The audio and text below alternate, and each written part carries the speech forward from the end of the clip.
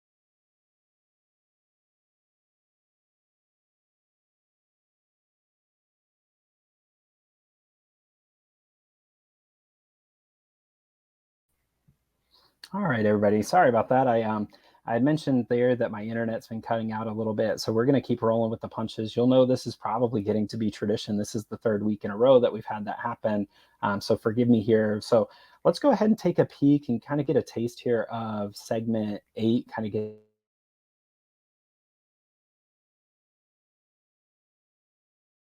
what we have.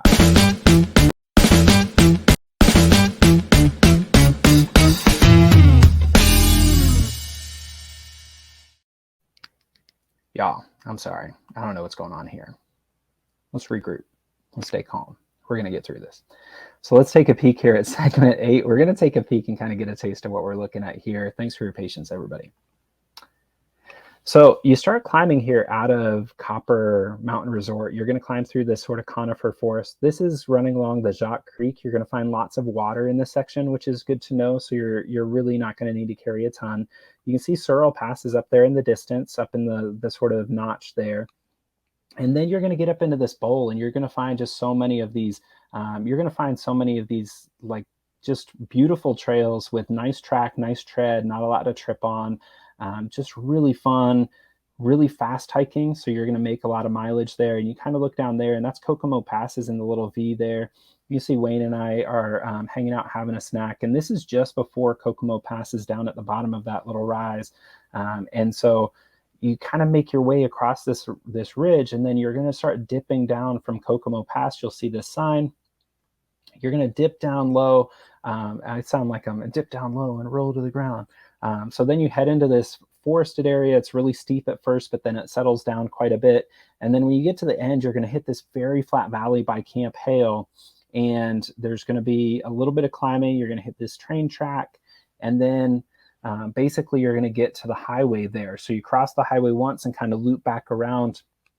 Most of the climbing is right there in the front toward Searle Pass, but it's all very, very nicely graded throughout the segment. And then you get up into the bowl. There's a section there called Elk Ridge. And so a lot of people report something like this, where if you get up there later in the day, you will end up really having to hustle. I had to just absolutely race through it last year, which is a bummer because it is so very nice whenever it's not in a hurry, which kind of reinforces that idea that it's a good idea often to try to time that ascent if you are able, which is why I keep preaching this idea of time. Give yourself lots of time for this hike, because if you can give yourself time, you can stop and enjoy these segments and wait for a time when it's safe to enjoy those segments as well. So the tips that I gave everybody here in the original video series, just to give you a recap, I talked about not being fooled by the elevation. And so what that meant was sort of twofold. One is that you're going to be up at elevation, but don't let that bother you or worry you.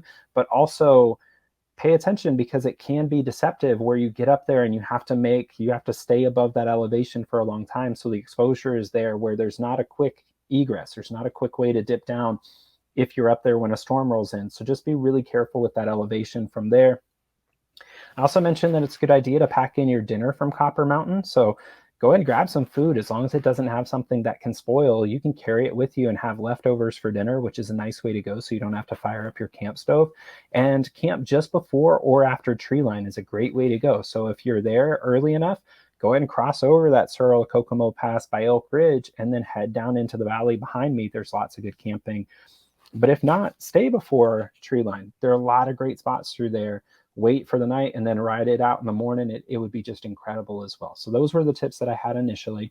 And I think those are all just really, really terrific. Really terrific to go through, and I would follow all of those tips if I did that again. So let's talk a little bit here. My first tip is, if you remember in that video, there's that road walk. So there's a little bit of a road walk in the flat part by Camp Hale or just before. There's lots of good camping before that. So between the spot you see behind me here, when you leave Kokomo Pass and head down into that valley at the very bottom, there's a lot of good camping, and there's some spots by creeks and rivers, so you can get a lot of good flat camping throughout. So don't feel like you have to make it all the way there.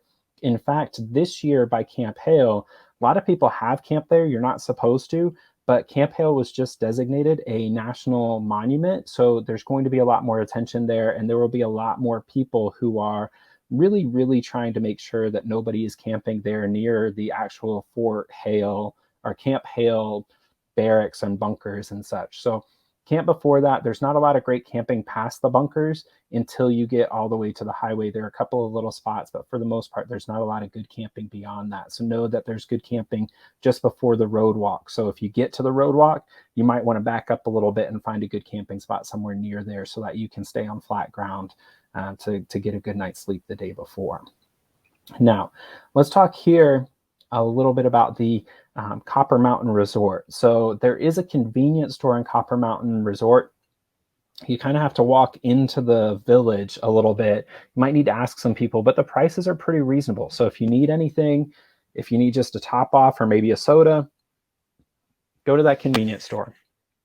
Don't go to their restaurant unless you've got a pretty healthy wallet. Just to give you an example there, I had 2 sliders and a beer last year, and I paid $28 for that, which was before tip. It was just outrageous. I mean, genuinely outrageous. So I would recommend going to the convenience store, getting your food there, and making sure that you are saving those dollars for something better down the road, because you can get a whole pizza in Salida for that price. And so save your money on that. But the convenience store is very reasonably priced, and you can find a lot of different things there, including, I mean, you name it. If you need Band-Aids there, if you need camp fuel, they have that there. If you need any sort of hygiene products, whatever, they will have that there as well. You can also go on Airbnb and rent out rooms there. They are pricey, but you can certainly get rooms there last minute, which is good to know, but you probably have to check Airbnb to do so. You can go on their website and find some rooms occasionally, but Copper Mountain is sort of a trickier one because it's owned. A lot of the different resort facilities or condos are owned by private individuals, but they do rent them out. I stayed there before as well. And then here, you know what I did here is I I made the same tip twice. So that's how much I believe in this. Consider slack packing using the summit stage. I'll also mention here that this is a good spot if you are a segment hiker coming out to Colorado and trying to figure out a logical place to start and stop. This is a great place to stop and start, specifically because at the Copper Mountain Resort, you can get a shuttle from the Denver airport very inexpensively from a number of different services. Will run straight from the airport there to Copper Mountain. So if you think you maybe only have a week and a half to go out there, just hike to Copper and then start over there the next year. It makes it really easy by way of logistics, which can be good as well. I'd also point out here that Miller and Debbie have a great idea. Load up on at the Whole Foods in Frisco, take the bus back over to Copper. That is an absolutely stellar way to go about doing a resupply as well, because if you have some time, you can run in, you get all those different items, whatever you need. There's a lot of everything, you know, at Whole Foods, right?